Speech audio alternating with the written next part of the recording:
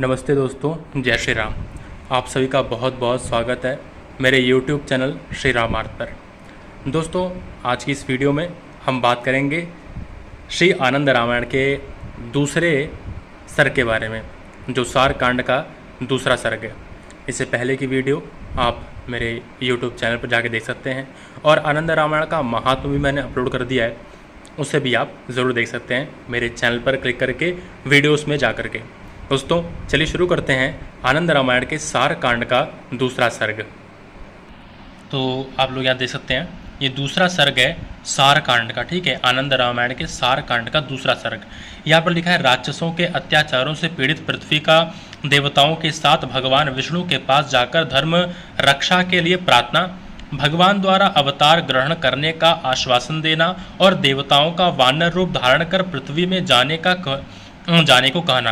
राम, लक्ष्मण, भरत तथा शत्रुघ्न चारों का राजा दशरथ के यहाँ बाल स्वरूप में प्रकट होना, बालकों की मंगलमयी क्रीड़ा उपनयन संस्कार, शिक्षा ग्रहण करने के बाद तीर्थ यात्रा संपन्न करना।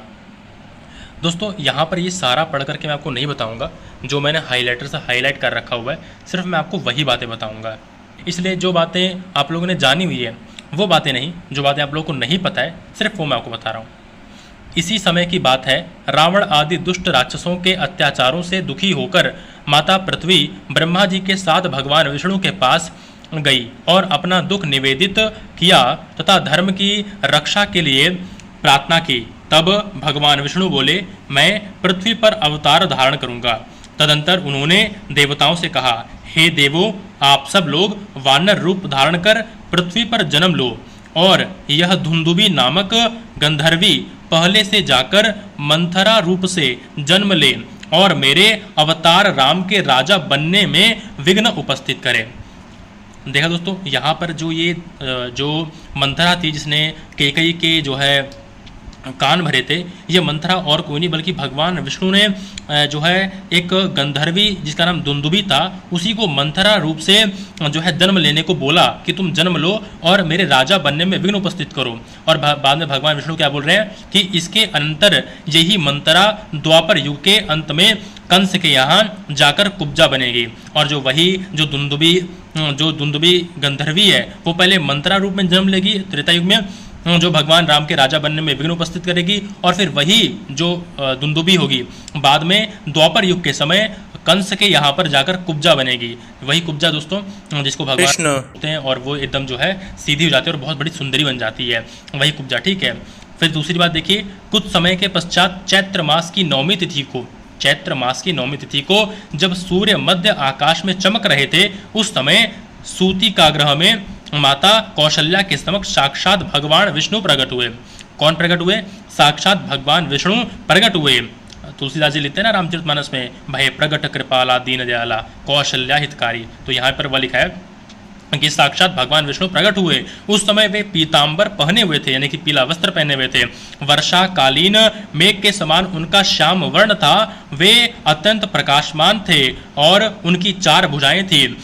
आप लोगों ने अगर पढ़ा हो तुलसीदास जी का, तो भय प्रगट कृपाला दीन दयाला कौशल्या हितकारी हर्षित महतारी मुनिमनहारी अद्भुत रूप निहारी लोचन अभिरामा तनुगन श्यामा निज आयुध भुज चारी। तो देखिए 4 भुजा, वहाँ भी 4 भुजा लिखा है, यहाँ भी 4 भुजाओं का वर्णन आया हुआ है।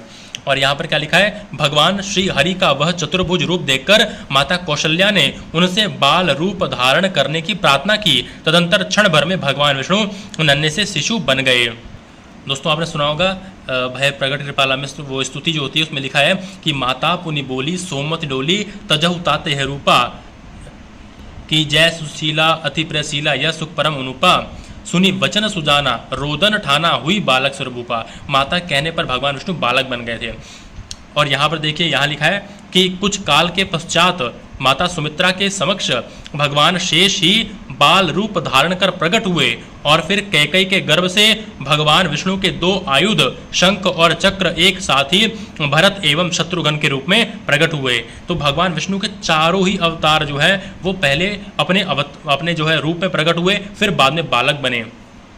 अब दोस्तों यहाँ पर देखिए, यहाँ पर क्या लिखा है, विद्वानों के द्वारा शास्त्रों में यज्ञोपवीत संस्कार कराने की अवस्था के संबंध में यह निर्णय दिया गया है कि ब्रह्म तेज की इच्छा वाले ब्राह्मण कुमारों का यज्ञोपवीत गर्भ से छठे अथवा जन्म से 5वें वर्ष करना चाहिए।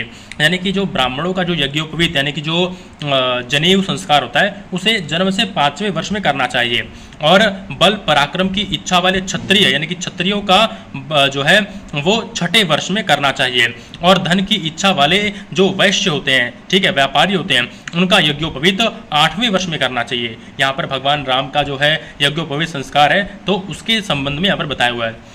यज्ञोपवीत हो जाने के अनंतर शुभ मुहूर्त में चारों बालकों ने गुरु के मुख से शिक्षा, कल्प, निरुक्त, व्याकरण, छंद इन षडंगों सहित चारों वेद, ऋग्वेद, यजुर्वेद, सामवेद, अथर्ववेद, न्याय, वेदांत आदि 6 शास्त्रों तथा सभी कलाओं एवं विद्याओं का ज्ञान प्राप्त कर लिया। यानी कि भगवान राम और उनके सारे जो चारों भाई थे उन्होंने क्या किया, पहले शिक्षा ग्रहण की, फिर कल्प ग्रहण किया, निरुक्त, फिर व्याकरण सीखा, छंद सीखे, इस प्रकार ये षडंगों सहित चारों वेदों को सीखा।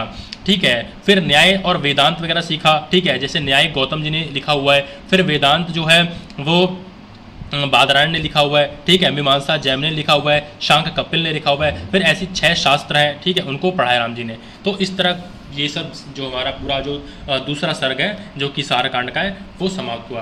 दोस्तों आप जो है वीडियो में कमेंट करके मुझे बताइएगा कि कैसा लगा आपको।